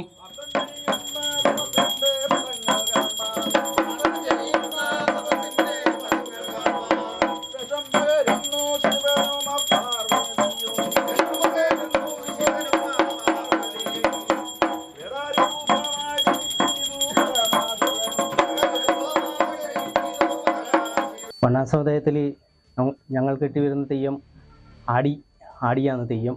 ശ്രീ പാർവതി രൂപമായി വീടുകളിൽ ആടുന്ന സങ്കല്പത്തിലാണ് നമ്മൾ വണ്ണ സമുദായക്കാർ ചെയ്തു വരുന്നത്. ശിവനായി മലയ സമുദായക്കാരും കൽക്കത്തായ സമുദായത്തിൽ ഗളിഞ്ചനായി അവരും ഇത് ചെയ്തു വരുന്നു. ക്ഷേത്രത്തിലെ ആട്ടം കഴിഞ്ഞ് പ്രദേശത്തെ പ്രധാന തറവാട്ടുകളിലും വീടുകളിലും തെയ്യങ്ങൾ ദേശസഞ്ചാരം നടത്തി. വീട്ടുമുറ്റങ്ങളിൽ തെയ്യങ്ങളെ ഗുരുസിയൊഴിഞ്ഞ് മറിച്ച് അരിയും നെല്ലും പണവും നൽകി യാത്രയാക്കി. തിരുവോണത്തിന്റെ വരവറിയിച്ച് ഇനി ഓണത്താർ കുട്ടിത്തെയ്യങ്ങൾ ദേശസഞ്ചാരത്തിനായി എത്തും. News 18 Kasaragod. Malayala Sarvakalasala vice chancellor doctor CR Prasad, registrar incharge doctor KM Bharathan എന്നിവർ ഇന്ന് മാധ്യമങ്ങളെ കാണും. ഉച്ചയ്ക്ക് 3-ന് തിരൂർ PWD റെസ്റ്റ് ഹൌസിൽ വെച്ചാണ് വാർത്താ സമ്മേളനം. മലയാള സർവകലാശാലയിൽ ജാതി വിവേചനവും റാഗിങ്ങും നേരിട്ടു എന്ന് ആരോപിച്ച് ഗവേഷക വിദ്യാർത്ഥിനി അനഘ ശശി നടത്തുന്ന സമരം തുടരുന്ന സാഹചര്യത്തിൽ ആണ് VCയുടെ വാർത്താ സമ്മേളനം. തുണിക്കച്ചവടത്തിന്റെ മറവിൽ MDMA കടത്തിയ അമ്മയും മകനും ഉൾപ്പെടെ 4-അംഗ സംഘം നെയ്യാറ്റിൻകരയിൽ പിടിയിലായി. ഇഞ്ചക്കൽ സ്വദേശി കിരൺ, അക്ഷയ്, കിരണിന്റെ അമ്മ ബീന, കിരണിന്റെ പെൺസുഹൃത്ത് സന്ധ്യ എന്നിവരെയാണ് കസ്റ്റഡിയിലെടുത്തത്. ഇവരിൽ നിന്ന് 125 ഗ്രാം MDMA കണ്ടെടുത്തു.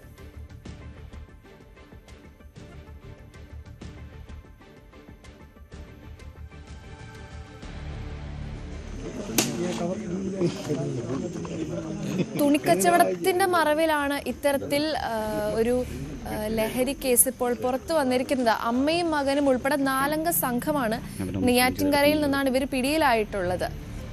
എന്തായാലും ഇതുമായി ബന്ധപ്പെട്ട് കൂടുതൽ വിവരങ്ങൾ വരാനുണ്ട്. 125 ഗ്രാം MDMA ആണ് ഇവരുടെ അടുക്കൽ നിന്ന് കണ്ടെടുക്കുന്ന ഒരു സാഹചര്യം ഉണ്ടായിരിക്കുന്നത്.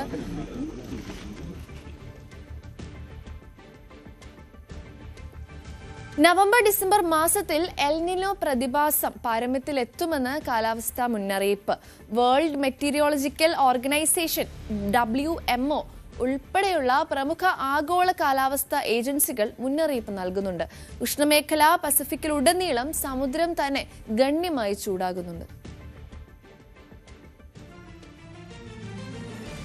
കേരള തീരത്ത് കള്ളക്കടൽ ജാഗ്രതാ നിർദ്ദേശം. തീരപ്രദേശങ്ങളിൽ ശക്തമായ തിരമാലയ്ക്ക് സാധ്യതയുണ്ടെന്നാണ് മുന്നറിയിപ്പ്.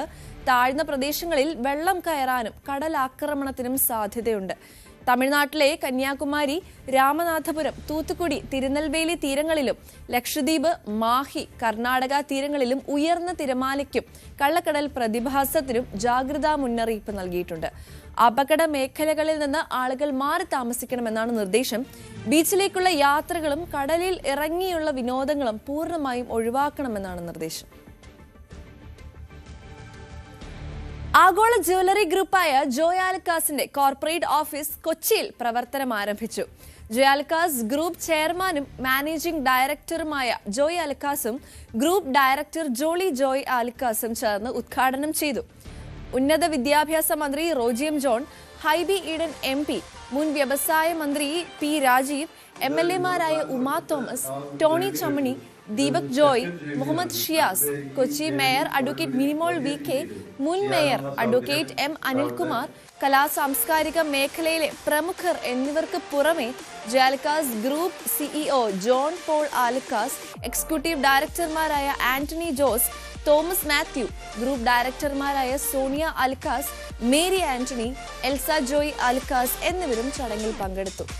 70,000 ചതുരശ്ര അടി വിസ്തീർണത്തിൽ ആധുനിക സൗകര്യങ്ങളോട് കൂടിയ കോർപ്പറേറ്റ് ഓഫീസാണ് കൊച്ചിയിൽ പ്രവർത്തനം ആരംഭിച്ചത്.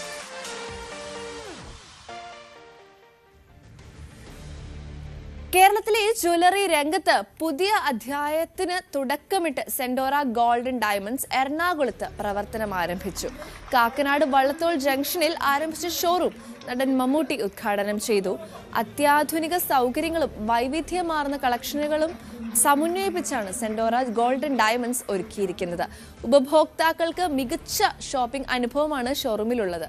ലൈറ്റ് വെയ്റ്റ് ഗോൾഡ് ആഭരണങ്ങൾ, ഡയമണ്ട് കളക്ഷനുകൾ, വിവാഹ ആഭരണങ്ങളുടെ പ്രത്യേക ശ്രേണി എന്നിവയുടെ വിപുലമായ ശേഖരം ഉപഭോക്താക്കൾക്ക് ലഭിക്കും. സെൻഡോറ ഗോൾഡൻ ഡയമണ്ട്സ് വിശ്വാസത്തിന്റെ പ്രതീകമായി വളരട്ടെ എന്ന് മമ്മൂട്ടി പറഞ്ഞു. അടുത്ത ഒരു വർഷത്തിനുള്ളിൽ കേരളത്തിലെ വിവിധ നഗരങ്ങളിൽ കൂടുതൽ ഷോറൂമുകൾ തുറക്കാനുള്ള ഒരുക്കത്തിൽ ആണെന്ന് company director Aneesh K Joy പറഞ്ഞു.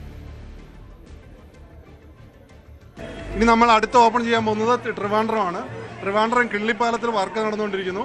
അതേപോലെ തന്നെ ഒരു മാസത്തിനുള്ളിൽ തന്നെ കോട്ടയം നമ്മൾ നാഗമണ ബസ് സ്റ്റാൻഡ് ഓപ്പോസിറ്റ് ഞങ്ങളുടെ അടുത്ത ഔട്ട്ലെറ്റ് വരികയാണ്. അത് കഴിഞ്ഞാൽ നമ്മൾ തൃശ്ശൂർ സ്റ്റാർട്ട് ചെയ്യുകയാണ്. അതുപോലെ കോഴിക്കോട്, കണ്ണൂർ, അങ്ങനെ കരുനാഗപ്പള്ളി, ചേർത്തല എന്നിവിടങ്ങളിലായിട്ട് 7 ജ്വല്ലറിയാണ് ഞങ്ങൾ എത്രയും പെട്ടെന്ന് ഈ വർഷം സ്റ്റാർട്ട് ചെയ്യാൻ വേണ്ടി ഉദ്ദേശിക്കുന്നത്. ഞങ്ങളുടെ കൺസെപ്റ്റ് ലൈറ്റ് ബൈ സെൻഡോറ, അതായത് ലൈറ്റ് വെയ്റ്റിൽ വളരെ 3000 തൊട്ട് ഏകദേശം ആ സ്റ്റാർട്ടിംഗ് ലെവലിലേക്കുള്ള കൺസെപ്റ്റുള്ള പ്രോഡക്റ്റ് ഇൻട്രൊഡ്യൂസ് ചെയ്യുക എന്നുള്ളതാണ്. പിന്നെ ഞങ്ങൾ ഡയമണ്ടിന് വേണ്ടിയുള്ള സെപ്പറേറ്റ് വിങ് സ്റ്റാർട്ട് ചെയ്തിട്ടുണ്ട്. ഓൾഡ് ഗോൾഡ് എടുത്തു കഴിഞ്ഞാൽ ഒരു 15 മിനിറ്റിനുള്ളിൽ അവർക്ക് കസ്റ്റമേഴ്സിന് ക്യാഷ് കൊടുക്കാൻ വേണ്ടി ഒരു സംവിധാനം ഉണ്ടാക്കുക. അങ്ങനെ കേരളത്തിന്റെ റീറ്റെയിൽ ഗോൾഡ് വിപണിയിൽ വ്യത്യസ്തമായ ഒരു മാർക്കറ്റ് സ്റ്റൈലിൽ വ്യത്യസ്തമായ ഒരു പ്രോഡക്റ്റ് ഇൻട്രൊഡ്യൂസ് ചെയ്യാന്നൊരു ലക്ഷ്യത്തോടു കൂടിയാണ് ഇന്ന് സെൻഡോറ ഇന്നിവിടെ ലോഞ്ച് ചെയ്യപ്പെടുന്നത്. നമ്മൾ ആലോചിക്കുമ്പോൾ നമ്മൾ വലിയ വില കൂടിയ ലോഹമല്ല ഇടുന്നതെന്നുള്ള സമാധാനത്തിന് ഞാൻ പറഞ്ഞത് മാത്രമേ ഉള്ളൂ. സ്വർണത്തിന് നിങ്ങൾ വിചാരിക്കുന്ന വിലയില്ല, ഞങ്ങൾക്ക് പുതിയ വിലയുണ്ട്. അതുകൊണ്ട് ഇഷ്ടംപോലെ സ്വർണം വാങ്ങിച്ചോളൂ. സ്വർണം ആഭരണങ്ങളായിട്ട് ഇടാം, അല്ലാതെ ഇടാം. എന്ന് സ്വർണം ഒരു വലിയ നിക്ഷേപം. സ്വർണം നമുക്കൊരു സമ്പാദ്യമാണ്. ഇന്നല്ലെങ്കിൽ നാളെ നമുക്കൊരു അത്യാവശ്യം വരുമ്പോൾ സ്വർണം മാത്രമേ ഉടനെ ആൾക്കാരെ എടുത്തുള്ളൂ. വസ്തുക്കളൊന്നും വിൽക്കാൻ പറ്റിയ കാലഘട്ടം. അതുകൊണ്ട് എല്ലാവരും. അടുത്തതായി നമുക്ക് നമ്മുടെ സ്പെഷ്യൽ ഡേ സെഗ്മെന്റിലേക്ക് പോകാം. ഞങ്ങളുടെ സഹപ്രവർത്തകൻ വീഡിയോ എഡിറ്ററായ ആര്യന്റെ അനിയത്തി അഷ്ടമിയുടെ ജന്മദിനമാണിന്ന്. അഷ്ടമിക്ക് ന്യൂസ് 18ന്റെ ജന്മദിനാശംസകൾ.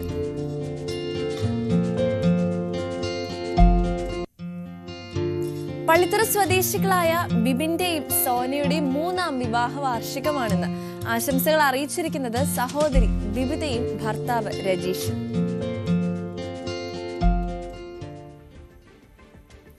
അച്ചാൻസ് ഗോൾഡ് പ്രസൻസ് ന്യൂസി മോർണിംഗ് ഇന്ന് ഇവിടെ അവസാനിക്കുകയാണ്. ദിസ് ഈസ് സെറാമിയ ഐസൻ സൈനിങ് ഓഫ്.